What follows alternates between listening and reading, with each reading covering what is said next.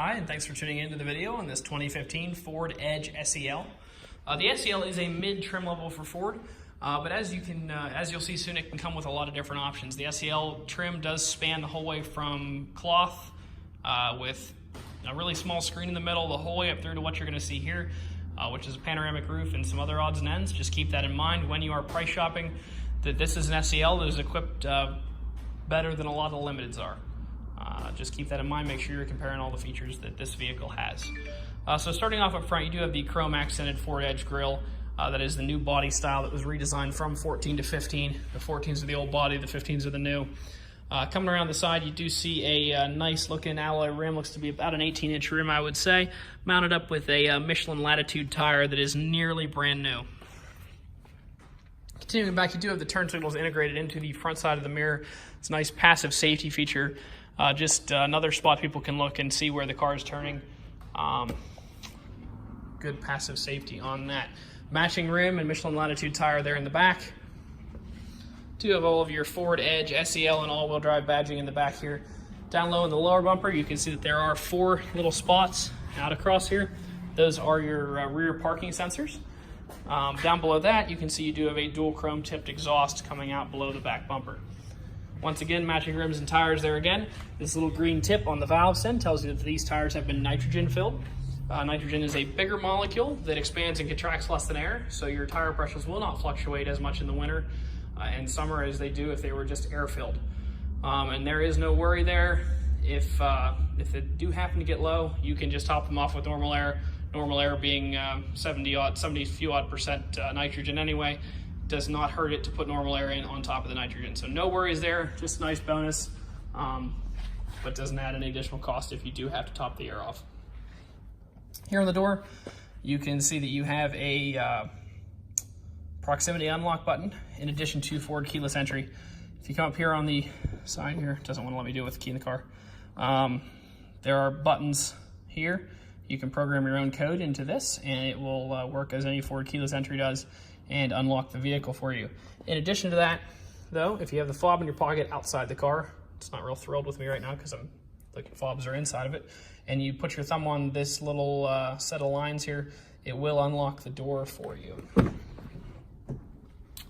Over here on the door, you do have your power windows, locks, and mirrors located in a standard fashion there. Coming onto the driver's seat, you've got full power seat with a lumbar adjustment. This power seat, the base can go forwards, backwards, up, down, as well as tilting. The back can go up and down, and the lumbar support can come in and out of the seat.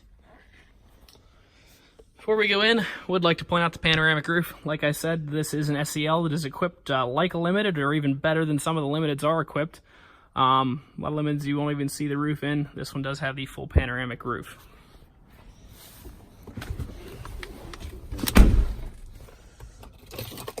So it is a push-button start car. Would like to point out that there are 2 keys here. It's about a $250 value between the key and the programming. All the cars we sell here at All Things Automotive do have 2 keys. So with your foot on the brake, you just push the button here. You can also see on that fob that you do have remote start as well as a power hatch. In addition to that, if you were ever stuck somewhere where the fob was dead or you needed to get into the car in some other fashion, you just push this button and inside of the fob there is a dummy key that allows you to get into the car. Coming up here, continuing with the theme of having a lot of equipment, we do have navigation in this SEL. You can see that right here. It is struggling to load the map because we are inside of the building. But as you can see, there's your map.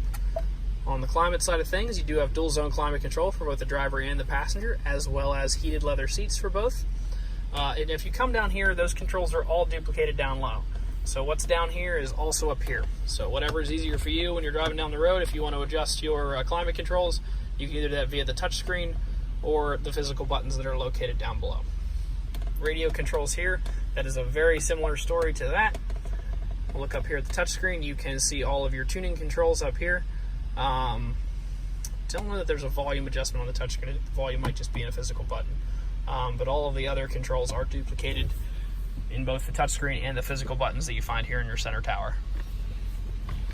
Looking at the wheel, you do have your cruise control items here on the left-hand side, as well as the menu navigations for the left-hand portion of this. You can see that if I use these toggle switches here, it will change what we view in the center screen. So you can see your tire pressures there. You can continue to cycle through your RPM gauge, tire pressure, speedometer. Intelligent all-wheel drive system will tell you how much power is being provided to which wheel, distance to empty on the tank, and other things in addition to that. On the left-hand side, or excuse me, the right-hand side, you do have your menu navigation for the right-hand side screen as well. That is right here.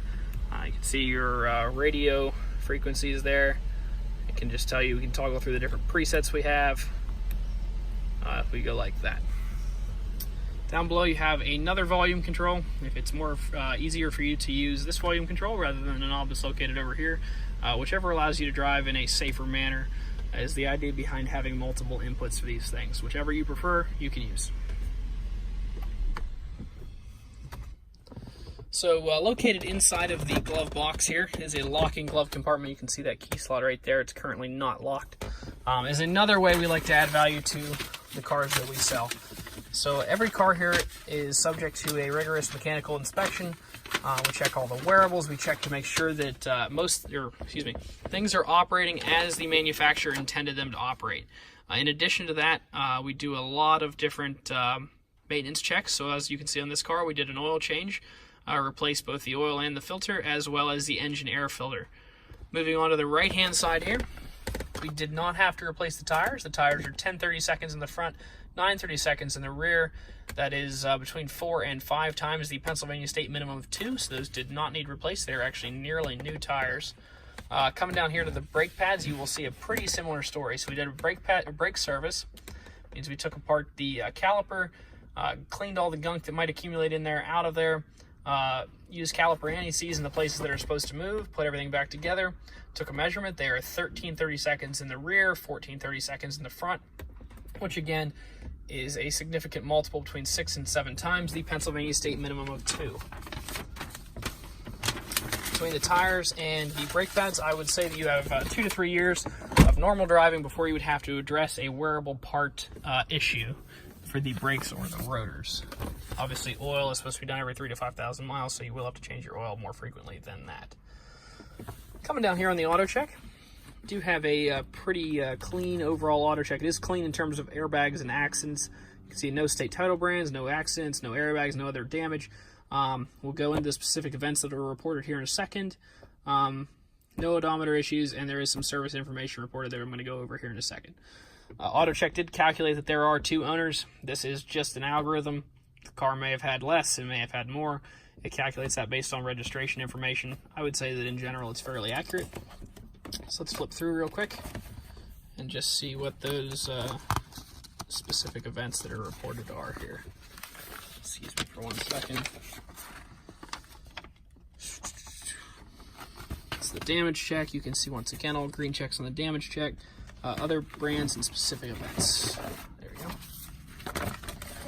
So you're looking at a loan record. So the only event that's been reported is that at one point in time the car did have a loan on it, as does almost every automobile on the road. One time the car was sold, someone had a loan on it. We do verify that we do have a free and clear title though to sell the vehicle. So no worries on that side of things.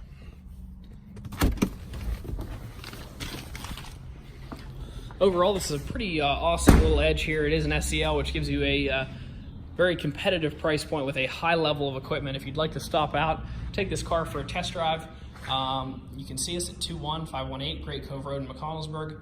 Visit us online at thomasata.com or give us a call at 717-485-4224. Thank you very much for watching the video, and I hope you found it to be informative.